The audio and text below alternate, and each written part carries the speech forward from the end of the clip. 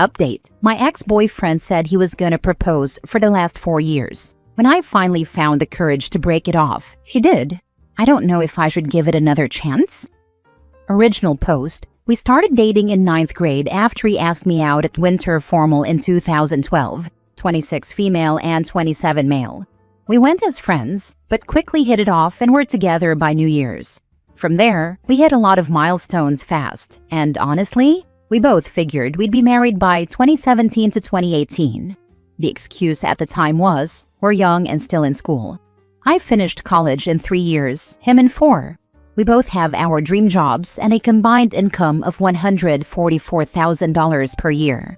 We have loans, but none of them are atrocious, and we lived in a home he inherited. That said, our life felt perfect by the time I was 22. That's when he started randomly inquiring about my ring size, dream wedding, whether I like gold or silver jewelry more, etc.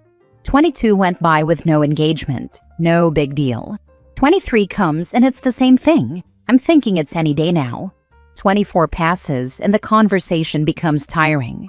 I started asking what he was waiting for. He claimed the right moment hasn't come yet. It took me until age 25 to realize he often used the promise to do it when I was upset at him for something. By 26, I told myself that he had until he turned 27. His birthday was closer. After that, I'd walk away. I got my own space ahead of time and followed through.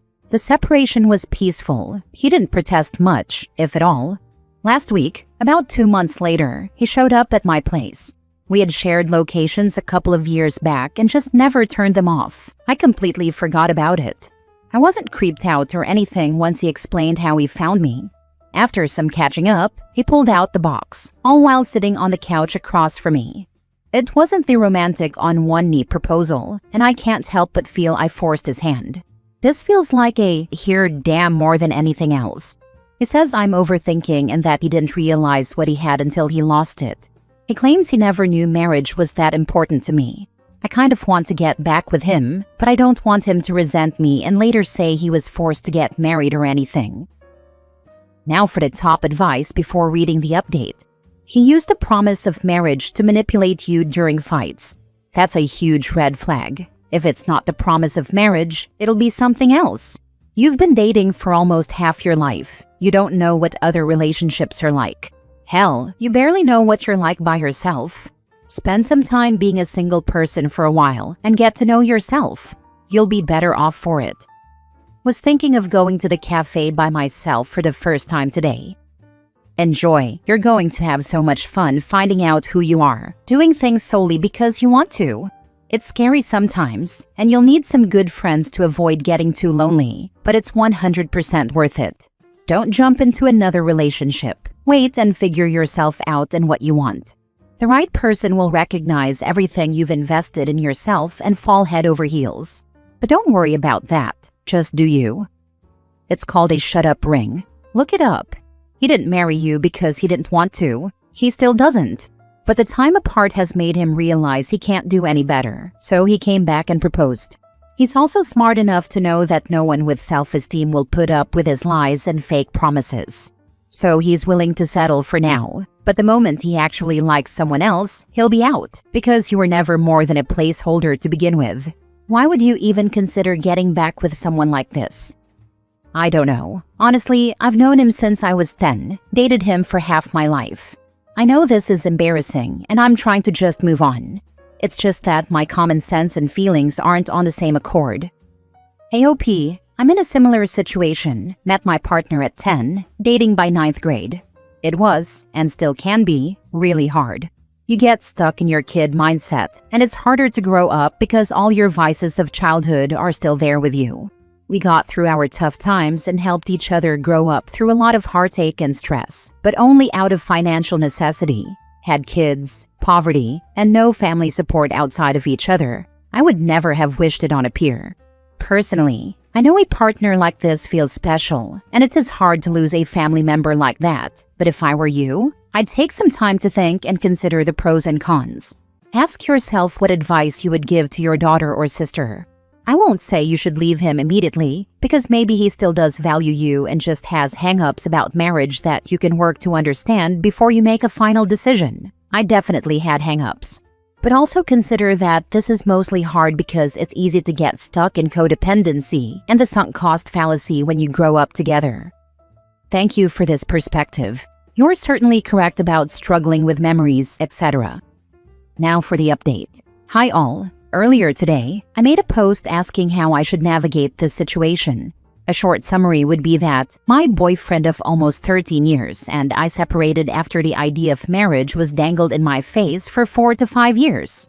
We remained separated for 2 months before he suddenly reached out, proposing. Many suggested I wait, but I already knew what the correct choice was. A lot of hard truths being pointed out to me made it hard to ignore. That said, I had the ring. I never told him yes, rather I don't know, but he insisted I keep it. Given that I decided I needed to move on, I wanted to meet so that I could give him his ring back. He agreed at first, but was insistent on it being at either my place or his. I was already at the park with the ring in my car and just wanted a neutral meeting place, so I said no. He argued that it must not be that important then. So I said, okay, I'll give the ring to your mom when I have the chance. He didn't agree to meet, but this did make him FaceTime me, so we spoke that way. I was okay with that. The call started with him trying to negotiate a meeting location for a moment or two. Once he gave up, I told him I had questions about our breakup period. He told me I live in the past, but quickly backtracked when I said, okay, never mind, and attempted to hang up. He told me I wouldn't like the answer to some stuff, and he was right. He admitted that he saw 4 women during the 2 months. 2 of them being a threesome. He claimed to have wanted that experience before marrying me.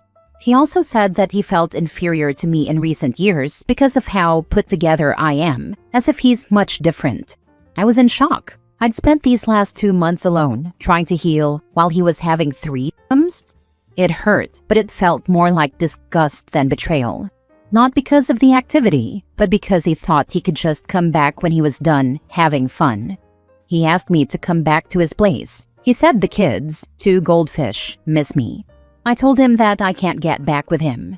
I need to experience something new just like he did. He's all I've ever known. But saying this upset him and might have given me some real insight into how he felt. He called me selfish, saying I'm always thinking about myself. He brought up a time I went to the gym on his birthday, early in the morning, before proceeding to spend all day with him. He said I constantly make unilateral decisions, like this one. He accused me of being with another guy and said that's why I don't want him to come over. I should have hung up earlier. My choice was already made. Once he realized I was set on not rekindling things, he was only looking to hurt my feelings. My father offered to return the ring so that I don't have to, and I've been advised to call the police if he shows up at my place again. Despite this, I feel good. I got some answers and saw what happened when he didn't get his way. Again, I appreciate the advice. I read your original post, and although I did not comment on that post, I was rooting for you to make the right decision in moving forward. Your ex is quite a piece of work. He showed you the snake that he always has been. I am so proud of you for staying strong. I really hope you have a good support system to help you heal from this. Especially with him being your first, you're going to have your moments. But keep moving forward, one step and one day at a time. Do not look back, and definitely call the police should he ever approach you in any way or come to your home again. I really hope that you have disconnected the app so he no longer has access to your location. Get a restraining order if you have to, should he give you a difficult time. He is cruel, and he's the one who's selfish. Someone here made a comment and suggestion about writing a note to yourself about your final conversation with him and how he made you feel. Keep that. I think it's a great suggestion to remind you, in your moments when you feel down or hesitant about your breakup, exactly how big a bullet you dodged. You deserve so much better, and I wish you the best in everything you do. I turned off the location that same day. His meanness helped me really double down on my choice. I never imagined he would do this, though I'm also not surprised. You sound like you have a great head on your shoulders. Honestly, girl, he's such a prick, and I'm sorry that it hurts. I know everyone is going to say you deserve better, and you do, but remember that it's also okay to be mad or sad about it. Even if he ever does grow up, he wasted your time, energy, feelings, and respect. Cheers to when this becomes just a funny story. Thank you so much. Definitely sad, but the time will pass and life goes on. Next story. My husband is ending our marriage because we weren't intimate as often as he wanted, and so far, it isn't going like he planned, and I'm not surprised, but I am hurt. My husband, 37 male, and I, 34 female, have been together for 6 years, married for 3. We have had a very happy relationship. Even he says so. We share a lot of hobbies and get along extremely well. We never fight, only have disagreements sometimes. We split the chores evenly, contribute to bills proportionally, and generally like doing all the same things for entertainment. What's the problem then? This doesn't sound like the typical Reddit post of, "He's really great except for how horrible he is," because it isn't. He's truly a great partner and a kind, thoughtful person. The problem is a difficult but common one: sex. He wasn't getting it as often as he would have liked, and I don't mean we had a dead bedroom. We were having sex once a week. I was making sure of it because he had expressed these concerns before. When we started dating, I knew we were going to have mismatched libidos. Mine is pretty low and has been an issue in some previous relationships. I'm pretty neutral on sex and could go months without it and be perfectly fine. And before anyone says anything, no, it isn't a hormonal problem. I've been to doctors, and it isn't because I've never had good sex. I have. This is just how I am. He didn't seem to mind, in the beginning anyway. Over time, he seemed to get a bit more frustrated with it, so we talked about it and, as a compromise, decided that sex would happen once a week. I could handle that much. And that's what's been happening until a few months ago when he said he was still feeling frustrated and really wanted it every other day or a few times a week. I said I couldn't do that. That's why we went to once a week, because that's what I can handle. He said he didn't think he could be happy like that. After 6 years. It took you 6 years and getting married to figure that out. And here we are now, separated. Him moved out. See, it was my house we were living in, the one I bought before I met him. It's also my pets we were living with, the ones I had before I met him. We had a happy home and a happy little family. No kids yet, but we were talking about it. Now half his things are in storage because he has a few hobbies that take up a lot of space, and he can't fit everything into the tiny apartment he had to get. He had to sell his antique car because he couldn't park it at his new place, and I wouldn't let him keep it here. He's also complaining about money now because I make more than twice what he makes, and I was paying more than half of the bills. I'm not sure if he started looking to date. I told him I didn't care if he did while we were getting the divorce going. I know he wasn't cheating, he was very loyal, so there's no other woman he had on the line already. I'm sure he'll sort it out and get settled eventually, but for now, he lives alone in a cramped apartment that doesn't allow pets, with almost none of the things that he did for fun and getting no sex at all because once a week wasn't good enough. Are you kidding? Don't get me wrong, I'm taking no pleasure in it, but it's just kind of funny to me. Like, you picked this, and now you're miserable. I've spent the last few months being devastated and upset beyond belief, and I'm starting to pick myself up now and realize how ridiculous the situation actually is. He's a really good person, but maybe kind of an idiot. I don't think he's an idiot. Mismatched sex drives are a deal breaker for a lot of people. Splitting up is never easy, but money is not a reason to stay. I think people think they can cope with less sex. They're carried away with love, but then years later realize it's not enough. I'm on the other side of this. I left my husband for similar reasons, except in my case it was basically no sex. I would have happily taken a once-a-week deal, but I can understand how if you have a really high sex drive, it might still not be enough. Sex is part of health, and for me, while yes, right now I also don't have sex because I'm not ready to date yet, I know I will have a different relationship in the future where I will be cherished and desired physically. And that's a good choice for me. So I don't think he's an idiot. He's doing what he feels he needs to do in order to be happy in the long run. The low sex drive people will never understand what we high sex drive people are missing. I've only had one relationship in my life where I felt understood and our sex drives aligned. It honestly scares me about ever finding someone I can be at peace with. Last story. I am considering leaving my husband over keeping a lock on one of our doors and refusing to open it.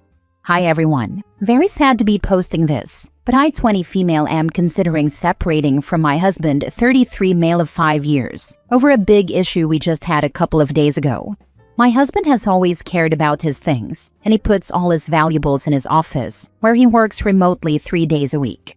He put a lock on the outside of the office door 6 months ago to supposedly keep his things safe from our destructive toddler. I let it go but found it a bit odd since the key is usually nowhere to be found.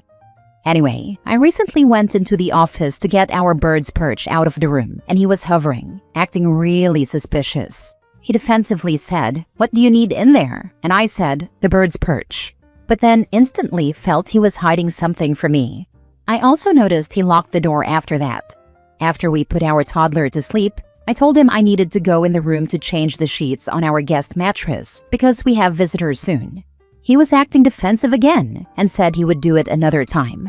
That's when I said, "What are you hiding in there? You're getting really defensive, and it's weird that I'm locked out of a space in my own home and have to ask permission to enter." He got more defensive until I eventually said, "You need to unlock the door and let me see what's in there, because you're hiding something." Long story short, he admitted to hiding weed in the room and playing video games when I go to sleep. But he refused to open the door. I told him I was going to sit by the door until he unlocked it, because I thought he was hiding something worse since those things aren't that big of a deal. You guys, he literally refused. I tried begging. I tried getting the lock open. I tried everything I could think of. Not only would he not unlock the door, but he was gaslighting me the entire time, telling me I'm crazy and it must be my pregnancy hormones making me think there was something else in there. He said that if he opened the door, he would be giving in to my pushiness. He also kept touching my leg and telling me he was sorry I was going through this, like I was making all of this up in my head. Unfortunately, I got too tired around 2 a.m. Keep in mind I'm pregnant and having to deal with this, and told him I was going to sleep, and whatever he was hiding in there, he could get rid of it in the morning. But I was done. In the morning, the room was perfectly staged with his little weed pen out and switch game. He has since changed the lock on the door to a normal one that only locks when someone is in the room, but still seems to see no problem with what he has done. He is still adamant that it is perfectly normal to lock a door from the outside if you have important things in there. He also said there was nothing else in there and he just couldn't for the life of him let me in after I said we needed to go through his stuff. He said that was controlling behavior and that giving in would mean saying that was okay. I guess what I'm asking is it normal to put a lock on an office door, especially on the outside? Would separation be the best next step? I have a toddler and a baby coming, and I really don't want to have to do this alone if I don't need to. Yeah, he was hiding something in there. If you're lucky, it's something he's just embarrassed by, that he doesn't want to share. But if it's not that, I'd guess hard drugs or a porn habit that's borderline cheating, since apparently he needs somewhere private to indulge. You could try asking him for a drug test to see how he responds. I was thinking porn habit, that's a bit on the illegal side. I would flat out tell him, if you're not telling me the truth, I'm going to assume it's child porn and will act accordingly.